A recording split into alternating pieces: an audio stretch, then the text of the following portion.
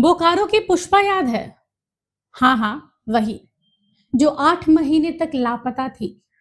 तब शासन और प्रशासन सो रहा था, किसी को चिंता नहीं थी। अचानक ये मामला तूल पकड़ता है और 2 दिन के भीतर प्रशासन को कंकाल मिलता है। कहा जाता है ये कंकाल पुष्पा का है। कहानी कुछ इस प्रकार थी कि कंकाल के पास से वही कपड़े बरामद होते हैं जो उस दिन पुष्पा ने पहना था। बाल का गुच्छा मिलता है और शरीर के कई अंगों के जो टुकड़े हैं उसके कंकाल मिलते हैं। पूरे मीडिया में इस खबर को दिखाया जाता है कि पुष्पा का कंकाल मिला है।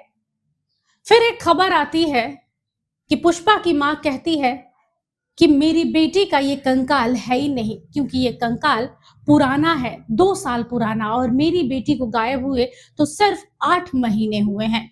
जिसके बाद कोर्ट से फटकार लगती है और कंकाल का डीएनए टेस्ट की बात किया जाता है। कोर्ट की ओर से कहा जाता है कि बिना टेस्ट किए, बिना डीएनए टेस्ट के कैसे कह दिया गया कि ये कंकाल पुष्पा का है। डीएनए टेस्ट भी होता है तो रांची में नहीं होता है, बल्कि कोलकाता में होता है। देखिए, शासन और प्रशासन पर सिर्फ पुष्पा या बोकारो के लोगों को शक नहीं है, बल्कि कहीं ना कहीं अदालतों को भी ये विश्वास है कि शायद इस पूरे मामले के साथ खिलवाड़ किया जा सकता है। फिर एक नया एंगल देखने को मिलता है जब डुमरे विधायक जयराम महतो दल बल के साथ बोकारो पहुंचते हैं और वहां पर पीड़ित परिवार से मिलने की बात करते हैं।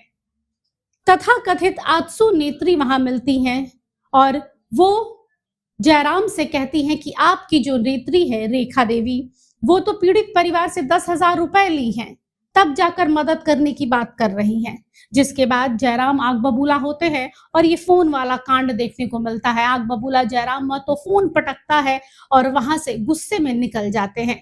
जिसके बाद माफी की बात हुई, कई कुछ बातें सामने आई। उसके बाद जेल के पार्टी की ओर से रेखा देवी को एक नोटिस जाता है, कारण बताओ, कि भाई आप अपनी सफाई में क्या कह रही हैं।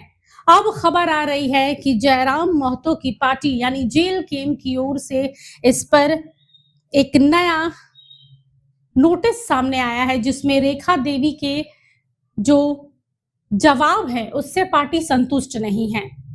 इस पूरी तस्वीर में आप देख पा रहे हैं कि यहाँ पर लिखा गया है कि उन्होंने जो जवाब दिया है वो संतोषजनक नहीं है, इसलिए उन्हें पार्टी से 3 महीने के लिए बाहर किया जाता है।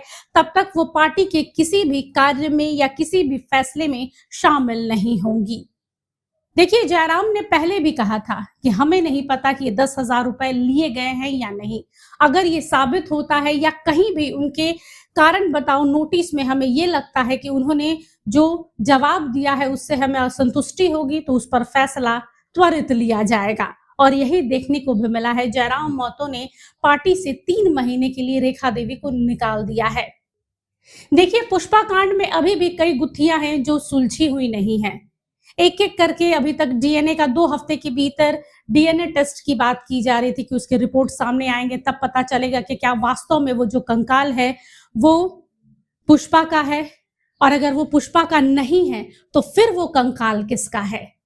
देखिए, पुष्पा के कंकाल मिलने की बात जो कही जा रही है वो लॉ कॉलेज के पास कही जा रही है।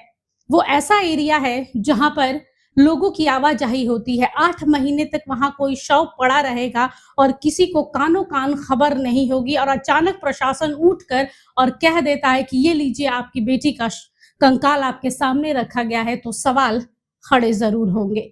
वैसे भी फिलहाल झारखंड में प्रशासन के ऊपर हर ओर से सवाल खड़े हो रहे हैं, चाहे हजारीबाग कांड की बात हो या बोकारो कांड की बात हो या फिर राजधानी रांची की बात कर ले।